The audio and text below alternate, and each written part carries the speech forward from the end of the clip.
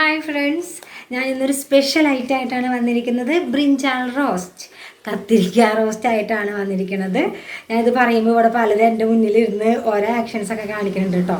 അപ്പോൾ നമുക്കത് എങ്ങനെ ഉണ്ടാക്കാമെന്ന് നോക്കാം. പക്ഷെ അതിന് മുന്നേ എനിക്കൊരു കാര്യം പറയാനുണ്ട്. നിങ്ങളെല്ലാവരും എൻ്റെ ചാനൽ സബ്സ്ക്രൈബ് ചെയ്യണം, എല്ലാ വീഡിയോസും മുഴുവൻ കാണണം, എന്നിട്ട് അഭിപ്രായം പറയണം. എന്നാലാണ് എനിക്ക് എന്തെങ്കിലും ഇനി ഇമ്പ്രൂവ്മെൻറ്റ് വരുത്തണോ വേണ്ടതെന്ന് എനിക്ക് അറിയാൻ പറ്റുള്ളൂ. അപ്പോൾ ഞാൻ നിങ്ങളുടെ എല്ലാവരുടെയും കമൻറ്റ് പ്രതീക്ഷിക്കുന്നുണ്ട്.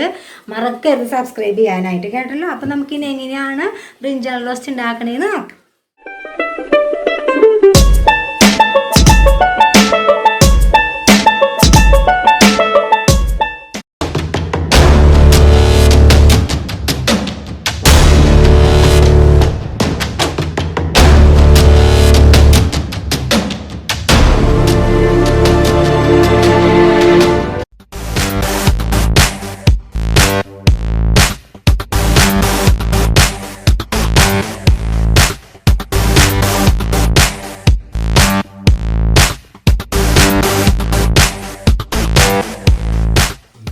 നമ്മൾ ഈ വഴുതനങ്ങ ക്ലീൻ ചെയ്തിട്ട് വാഷ് ചെയ്തെടുക്കണം. വാഷ് ചെയ്ത് കഴിയുമ്പോൾ നമ്മളിതൊരു 1/2 ഇഞ്ച് കനത്തിൽ റൗണ്ടിൽ അരിഞ്ഞെടുക്കണം.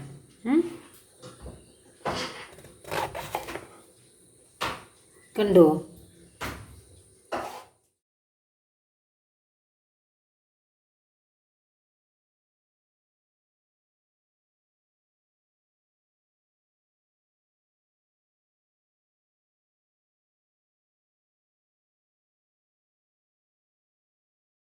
ഇങ്ങനെ 5 മിനിറ്റ് നേരം ഈ വഴുതനങ്ങ വെള്ളത്തിലിട്ട് വെക്കണം. അതിൻ്റെ കറയൊക്കെ ഒന്ന് പോട്ടെ. ഇനി നമുക്കൊരു മസാലക്കൂട്ടാണ് ഇനി ഉണ്ടാക്കാനുള്ളത്. ഇതിന് വേണ്ടിയിട്ട് അതിനായിട്ട് നമുക്ക് ആദ്യം വേണ്ടത് ഒരു 1/2 ടീസ്പൂൺ മഞ്ഞൾപ്പൊടിയാണ് വേണ്ടത്. 1/2 ടീസ്പൂൺ മഞ്ഞൾപ്പൊടിയുടെ കൂടെ മല്ലിപ്പൊടി എടുക്കണം. അതൊരു 2 ടേബിൾ സ്പൂൺ എടുക്കേണ്ടി വരും. 2 ടേബിൾ സ്പൂൺ മല്ലിപ്പൊടി, 1/2 ടേബിൾ സ്പൂൺ ആയാലും കുഴപ്പമില്ല. അത് കഴിഞ്ഞിട്ട് നമുക്ക് വേണ്ടത് മുളക് പൊടി ഒരു 1/2 ടേബിൾ സ്പൂൺ മതി. ഇല്ലെങ്കിൽ എരിവ് ഭയങ്കരമായിട്ട് കൂടും, കരിഞ്ഞൊക്കെ പോകും. ചിലപ്പോൾ നമ്മൾ ഇത് ഫ്രൈ ചെയ്യാനുള്ളതാണ്. അതിൻ്റെ കൂടെ നമുക്ക് പിന്നെ വേണ്ടത് ഉപ്പാണ്. ഉപ്പ് നമുക്ക് ആവശ്യാനുസരണം ചേർത്ത് കൊടുക്കാം. ഇപ്പോൾ നമുക്ക് ഒരു ഇച്ചിരി ഉപ്പ് ഇട്ട് കൊടുക്കുക. എന്നിട്ട് ഇതെല്ലാം കൂടെ നമുക്ക് മിക്സ് ചെയ്യാനുള്ളതാണ്. ഈ മിക്സ് ചെയ്യണ സമയത്ത് നമുക്ക് ഇതിൽ വെളിച്ചെണ്ണയോ അല്ലെങ്കിൽ വെള്ളമോ ചേർത്ത് നന്നായി മിക്സ് ചെയ്ത് കുഴമ്പ് രൂപത്തിലാക്കണം. നല്ലതായിട്ട് കുഴമ്പ് രൂപത്തിലാക്കിയിട്ട് വേണം നമുക്ക് ഇതിൽ തേച്ച് കൊടുക്കാനുള്ളതാണ്. അത് നന്നായിട്ട് കുഴമ്പ് രൂപത്തിലാക്കുക. അപ്പോൾ ആ സമയത്ത് അതൊന്ന് ടേസ്റ്റ് ചെയ്ത് നോക്കണം ഉപ്പുണ്ടോ എന്നില്ലെങ്കിൽ നമുക്ക് ആവശ്യാനുസരണം അതിന് ചേർത്ത് കൊടുക്കാവുന്നതാണ്. നമ്മളൊരു കാര്യം ശ്രദ്ധിക്കേണ്ടത്, നമ്മൾ എന്ത് സാധനം മിക്സ് ചെയ്തിട്ടും തുറന്ന് വെക്കരുത്, അടച്ചു വെക്കണം. ഇനി നമുക്ക് ചെയ്യാനുള്ളതെന്ന് വെച്ചാൽ നമ്മൾ നേരത്തെ വെള്ളത്തിൽ മുക്കി വെച്ചിരുന്ന ഈ വഴുതനങ്ങ എടുത്ത് മാറ്റിയിട്ട് അതിലേക്ക് എല്ലാത്തിലേക്ക് ഈ തയ്യാറാക്കിയിട്ടുള്ള മിശ്രിതം നന്നായിട്ട് തേച്ച് പിടിപ്പിക്കുക.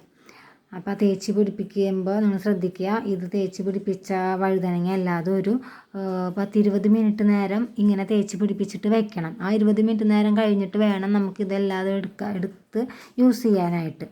അപ്പോൾ എപ്പോഴും ശ്രദ്ധിക്കുക, ഇതിങ്ങനെ എല്ലാം തേച്ച് പിടിപ്പിച്ചിട്ട് തുറന്ന് വെക്കരുത്, അടച്ച് വെക്കണം. ഇല്ലെങ്കിൽ അതിൻ്റെ ഗുണമൊക്കെ പോകുന്നതാണ് നിങ്ങളൊക്കെ പറഞ്ഞ് കേട്ടിട്ടുണ്ടാവൂലേ. ഞാൻ അങ്ങനെ കേട്ടിട്ടുണ്ട്, അതുകൊണ്ടാണ് ഞാൻ നിങ്ങൾക്ക് പറഞ്ഞു തരുന്നത്.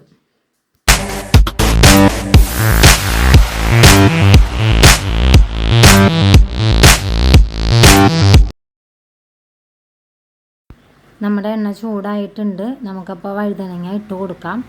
ഇത് ഇട്ട് കൊടുക്കുമ്പോൾ ശ്രദ്ധിക്കേണ്ടത് എന്താണെന്ന് വെച്ചാൽ, ഇത് ഒരുപാട് അടുപ്പിച്ച് വെക്കരുത്. അങ്ങനെ വെച്ച് കഴിഞ്ഞാൽ നമുക്ക് തിരിച്ച് ഇട്ട് കൊടുക്കാൻ ഭയങ്കര ബുദ്ധിമുട്ടായിരിക്കും.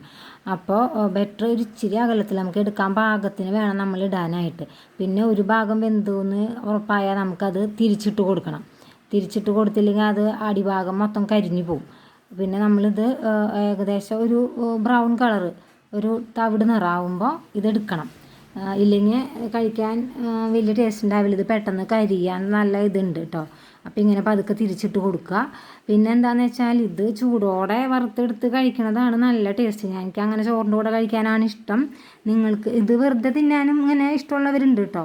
അത് നല്ല ടേസ്റ്റാണത് ചോറിൻ്റെ കൂടെയൊക്കെ കഴിക്കാനായിട്ട്. ഇത് ചെറിയൊരു തവിട് നിറം ആയി കഴിയുമ്പോൾ 2 ഭാഗത്തായി കഴിയുമ്പോൾ ഇങ്ങനെ എടുത്ത് വെക്കണം.